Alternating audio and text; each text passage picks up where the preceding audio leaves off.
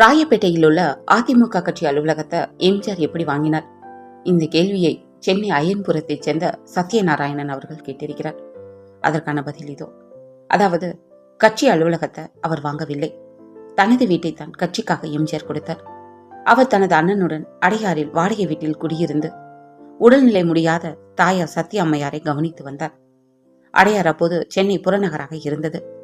தாயாரை கவனித்துக் கொள்ள வசதியாக சென்னைக்குள் வர வேண்டும் என ராயப்பேட்டை லாயிட்ஸ் ரோடு 160வது எண் வீட்டுக்கு மாதம் 250 ரூபாய் வாடகை கொடுத்து குடியேறினர். அந்த வாடகை கொடுப்பதற்கே எம்ஜிஆரும் அவர் அண்ணனும் மிகவும் சிரமப்பட்டனர். வீட்டு உரிமையாளரான ஏவி ராமன் என்பவர் எம்ஜிஆரிடம் வாடகையாக ஆண்டுக்கு 6000 ரூபாய் கொடுக்கும் நிலையில் அதனை 9000 ரூபாயாக கொடுத்து 4 ஆண்டுகளில் 36,000 ரூபாய் என்கிற கணக்கில் அதனை சொந்தமாக்கிக் கொள்ளும்படி சொல்லியிருக்கிறார். அந்த தவணைக்கே மிகவும் கஷ்டப்பட்டு சம்பாதித்து லாயிட்ஸ் ரோடு வீட்டை எம்ஜிஆரும் அவரது அண்ணனும் வாங்கி சொந்த வீட்டில் வாழ்ந்து சாக வேண்டும் என்ற தங்கள் அம்மாவின் ஆசையை நிறைவேற்றினார்கள். அதே தெருவில் VN ஜானகி பெயரில் ஒரு வீடு வாங்கப்பட்டது. திரையுலகில் வளரத் தொடங்கிய காலத்தில் போராடி வாங்கிய அந்த வீட்டை அரசியலில் தனிக்கட்சி தொடங்கி வளர்வதற்காக அதனை அலுவலகமாக வழங்கியவர் எம்ஜிஆர். அதற்கு இப்போது சம்பந்தமே இல்லாதவர்கள் உரிமை கொண்டாடி கொண்டிருக்கிறார்கள். எம்ஜிஆர் முதலாக நாயகனாக நடித்த படத்திற்கான காட்சிகள் எடுக்கப்பட்ட பிறகு அவருக்கு பதில் கதாநாயகனாக வேறொருவரை நடிக்க வைத்தார்களாமே? இந்த கேள்வியை திருச்சியை சேர்ந்த ஹரிகிருஷ்ணன் அவர்கள் கேட்டிருக்கிறார். அதற்கான பதில் இதோ. அதாவது, சாயா என்கிற படத்தில்தான் முதலில் எம்ஜிஆர் கதாநாயகனாக ஒப்பந்தமானார். படப்பிடிப்பு தொடங்கி சில காட்சிகள் எடுக்கப்பட்ட பிறகு அவரை நீக்கிவிட்டு PU சின்னப்பாவை ஒப்பந்தம் செய்தார்கள். இது எம்ஜிஆரின் மனதில் பெரும் வேதனையை உண்டாக்கிவிட்டது. அதன் பிறகு கொஞ்சம் இடைவெளிக்கு பிறகு 1947ஆம் ஆண்டில் ராஜகுமாரி படத்தில் ஹீரோவானார். அந்த படத்தின் மூலம் வசனகர்த்தாவாக அறிமுகமானார் கலைஞர் அவர்கள். படத்தின் வெற்றியால் இருவரும் திரையுலகில் தொடர்ந்து வளர்ச்சி படிகளில் ஏறினார்கள். 1972இல் அரசியலில் இருவரும் பகையாகிய பிறகு தனது திரைப்படங்களுக்கு இடையே தனிக்கட்சி வளர்ச்சியில் எம்ஜிஆர் கவனம் செலுத்தினார். 1977இல் அவர் முதல்வரான போது பதவியேற்புக்கு முன்பாக மதுரை மீட்ட சுந்தரபாண்டியன் படத்தை நிறைவு செய்தார். ஆனாலும் அவர் நடித்துக் கொண்டிருந்த சில படங்கள் நின்று போயின. அதில் அண்ணா நீ என் தெய்வம் படத்தை பின்னர் பாக்கியராஜ் இரட்டை வேடத்தில் நடித்து நிறைவு செய்து எம்ஜிஆர் மறைவுக்கு பிறகு அவர் இடம்பெற்ற காட்சிகளுடன் அவசர போலீஸ் 100 என்னும் பெயரில் 1990இல் வெளியிட்டார். அதுபோல நல்லதே நாடு கேட்கும் என்ற படத்தில் எம்ஜிஆர் நடித்திருந்த சில காட்சிகளுடன் அதிமுக நிர்வாகியான JPR நடித்து அதே பெயரில் வெளியிட்டார். மாடி வீட்டு ஏழை, மக்கள் என் பக்கம், நானும் ஒரு தொழிலாளி உள்ளிட்ட எம்ஜிஆர் படங்கள் பாதியில் நின்று பிறகு வேறு கதை அமைப்பில் மற்ற ஹீரோக்கள் நடிக்க அதே டைட்டில்களில் வெளியானது. திமுகவுக்கு திராவிட நாடு, நம் நாடு, முரசொலி உள்ளிட்ட பத்திரிகைகள் இருந்தது போல எம்ஜிஆர் காலத்தில் அதிமுகவுக்கு பத்திரிகைகள் இருந்தனவா? இந்த கேள்விக்கான பதில் இதோ. அதாவது, அதிமுகவின் குரலாக ஒலித்த முதல் நாளேடு KA கிருஷ்ணசாமியின் தென்னகம். அதனைத் தொடர்ந்து அண்ணா என்கின்ற நாளேட்டை எம்ஜிஆர் தொடங்கினார். அடியாரின் நீரோட்டம், STSயின் போர் முரசு, முசிறிபுத்தனின் மன்ற முரசு, திருநாவுக்கரசனின் பொன்மனம், JPRயின் நீதியின் குரல் இவையெல்லாம் அதிமுகவின் ஏடுகளாக வெளிவந்தன. எம்ஜிஆர் குடும்பத்தினரால் தொடங்கப்பட்டு வலம்புரிஜான் ஆசிரியராக இருந்த தாய் பத்திரிகைக்கும் இதில் முக்கிய பங்கு உண்டு. இதுபோக ஒரு காலகட்டத்தில் அலைவோசை, எல்லா கட்டத்திலும் மக்கள் குரல் போன்ற நாளேடுகள் அதிமுக செய்திகளுடன் வெளிவந்தன. எல்லாவற்றுக்கும் மேலாக ஆட்சி அதிகாரத்தை பயன்படுத்தி அரசு விளம்பரங்கள் என்னும் தூண்டில் மூலமாக பெரிய பத்திரிகைகளை ஆளுங்கட்சியின் ஊதுகுழலாக மாற்றும் செயலை கச்சிதமாக செய்தவர் எம்ஜிஆர். அதை மிகச் சிறப்பாக பின்பற்றியவர் ஜெயலலிதா. ரத்தத்தின் ரத்தமான உடன்பிறப்புகளே என்கிற வாசகத்தை எம்ஜிஆர் எவ்வாறு தேர்ந்தெடுத்தார்? இந்த கேள்வியை சென்னை அயன்புரத்தைச் சேர்ந்த சத்யநாராயணன் என்பவர் கேட்டிருக்கிறார். அதற்கான பதில் இதோ. அதாவது, திராவிட அரசியல் இயக்கமான திமுகவில் உள்ளவர்களை ஒரு குடும்பமாக கருதியவர் அறிஞர் அண்ணா. அவர் தனது கட்சி தொண்டர்களை தம்பியாக கருதினார். கலைஞரோ ஆண் பெண் இருபாலரையும் வயது வித்தியாசமின்றி அழைக்கும் வகையில் உடன்பிறப்பே என்றார். திமுகவில் இருந்து விலக்கப்பட்டதால் தனிக்கட்சி ஆரம்பித்த எம்ஜிஆரும் தன் தொண்டர்களை ஈர்க்கும் வகையில் ரத்தத்தின் ரத்தமான உடன்பிறப்புகளை என்றார். ஏன் அப்படி சொல்கிறீர்கள் என்றதற்கு எம்ஜிஆர் தந்த விளக்கம் இதுதான். அதாவது, நான் சுடப்பட்டு மருத்துவமனையில் இருந்தபோது என் உடலில் இருந்து நிறைய ரத்தம் விரயமாகி இருந்தது. அப்போது என் உடலில் ரத்தம் செலுத்தி என்னை வாழ வைக்க ஆவணம் செய்தார்கள் மருத்துவ நிபுணர்கள். அந்த இரத்த துளிகள் என் உடலில் இருப்பதால் தான் நான் மனிதனாக உலாவுகிறேன்.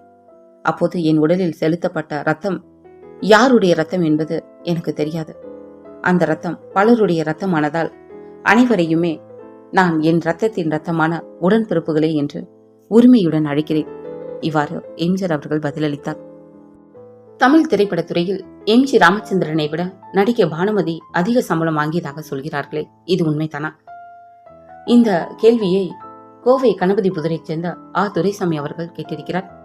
அதற்கான பதில் இதோ. அதாவது, தமிழ் திரைப்படத்துறையில் எப்போதும் கதாநாயகர்களை முன்னிலைப்படுத்தினாலும் முதலில் 1 லட்சம் ரூபாய் சம்பளம் வாங்கியவர் நடிகையும் பாடகியுமான K.P. சுந்தராம்பாள் தான். அந்த சமயத்தில் எம்.ஜி. ராமச்சந்திரராக சிறு சிறு வேடங்களில் நடிக்க தொடங்கி படிப்படியாக வளர்ந்து கதாநாயகனாகி எம்.ஜி. ராமச்சந்திரனாக மக்களுக்கு நன்கு அறிமுகமான போது அவரது மனைவியும் நடிகையுமான V.N. ஜானகியே அவரை விட அதிக பிரபலமாகி நல்ல ஊதியமும் பெற்று வந்தார். பானுமதி போன்ற சீனியர் நடிகைகளும் அப்படித்தான். எம்.ஜி. ராமச்சந்திரனாக இருந்தவர் எம்ஜிஆராக புகழ்பெற்ற பிறகு தமிழ் திரைத்துறையில் மட்டுமல்ல, தென்னிந்தியாவிலேயே அதிக சம்பளம் பெறும் நடிகராகவும் வசூலை வாரி குவிக்கும் நட்சத்திரமாகவும் இருந்தார் எம்ஜிஆர் அவர்கள். அதிமுகவை எம்ஜிஆர் தொடங்கிய போது உடன் இருந்தவர்கள் இன்றைய அதிமுகவில் இருக்கிறார்களா? இந்த கேள்வியை தேவூர் மேட்டுக்கடை பிரதிபா ஈஸ்வரன் அவர்கள் கேட்டிருக்கிறார். அதற்கான பதில் இதோ. அதாவது, அதிமுகவின் ஆரம்பகால உறுப்பினர்களில் K.A. Krishnasamy, S.T. Somasundaram, JPR, முசிறிபுத்தன் போன்றவர்கள் இப்போது உயிருடன் இல்லை. எம்ஜிஆருக்கு பக்கபலமாக விளங்கிய பலரும் ஜெயலலிதா பாணி அரசியலை சகிக்க முடியாமல் அதிமுகவில் இருந்து வெளியேறவோ வெளியேற்றவோ பட்டார்கள். எம்ஜிஆரை போலவே அப்போது திமுக எம்எல்ஏவாக இருந்து அதிமுகவின் தொடக்கத்திலேயே அதில் இணைந்த மற்றொரு எம்எல்ஏவான K. சவுந்தரராஜன் தீபா அணி வரை சென்று திரும்பி இருக்கிறார்.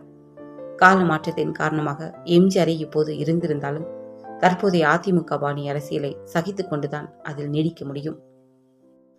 தனக்கு குழந்தை இல்லை என்று எம்ஜிஆர் யாரிடமாவது வருத்தப்பட்டு பேசியதுண்டா? இந்த கேள்வியை திருச்சி புத்தூரை சேர்ந்த ஹரிகிருஷ்ணன் அவர்கள் கேட்டிருக்கிறார். அதற்கான பதில் இதோ.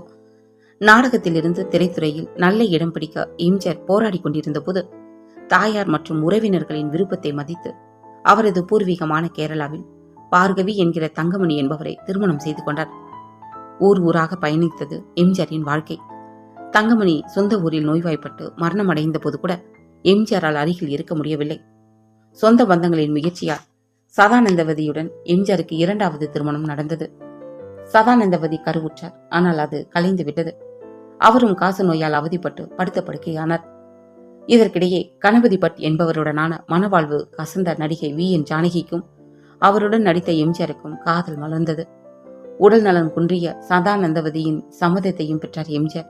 இருப்பினும் பலதார திருமணத்திற்கு எதிரான சட்டமும் ஜானகிக்கு தேவைப்பட்ட சட்டப்பூர்வமான மனவிலக்கும் எம்ஜிஆர் ஜானகி திருமண பதிவை தள்ளிப்போட வைத்தது. 1962 சதானந்தவதி இறந்த பிறகு எம்ஜிஆர் ஜானகி திருமணம் முறைப்படி வெளியானது. சதானந்தவதியை அம்மு என்று அழைப்பார் எம்ஜிஆர். பின்னர் ஜெயலலிதாவையும் அப்படியே அழைத்தார். 3 திருமணங்கள் நடந்தும் இல்லற வாழ்வில் எம்ஜிஆருக்கு குழந்தை இல்லாத நிலையில் வேதனையை பெரியளவில் வெளிக்காட்டிக் கொள்ளாமல் ஜானகியின் முதல் மனவாழ்வில் பிறந்த குழந்தை அவரது உறவுக்கார குழந்தைகளை தன் இல்லத்திலேயே அன்புடன் வளர்த்தார்.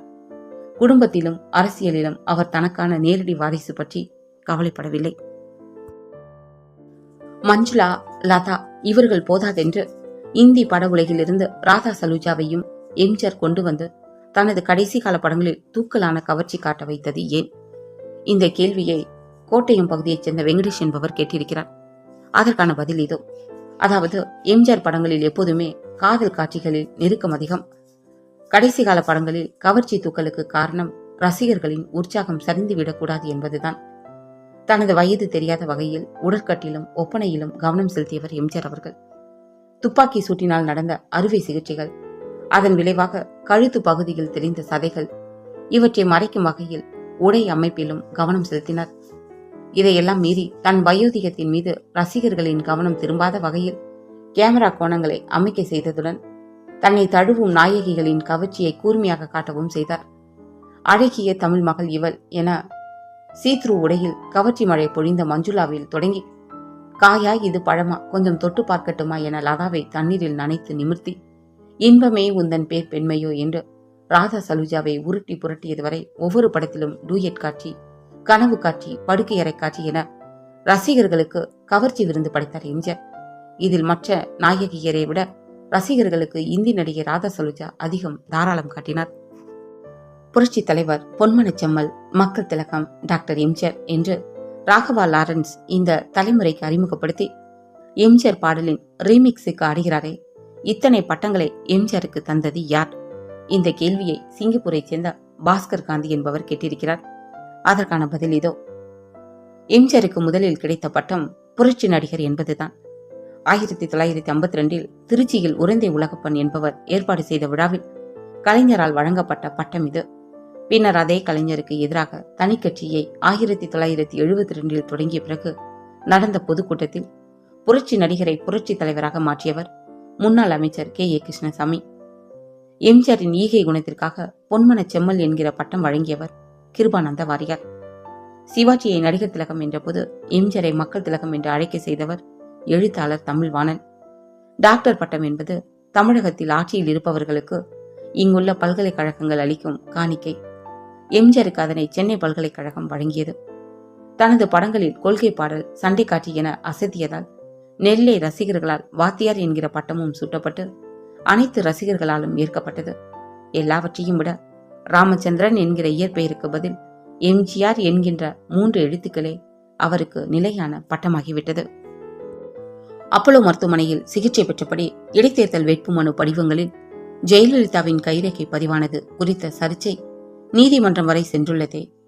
எம்ஜிஆர் சிகிச்சை பெற்ற போது இப்படிப்பட்ட நிலைமை ஏற்பட்டதுண்டா?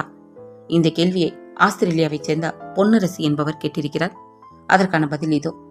அப்போலோவில் சிகிச்சையை தொடங்கி அமெரிக்காவின் புரூக்ளின் டவுன் ஸ்டேட் மருத்துவமனையில் எம்ஜிஆருக்கு சிகிச்சை தொடர்ந்த போதுதான் 1984 பொது தேர்தல் நடந்தது.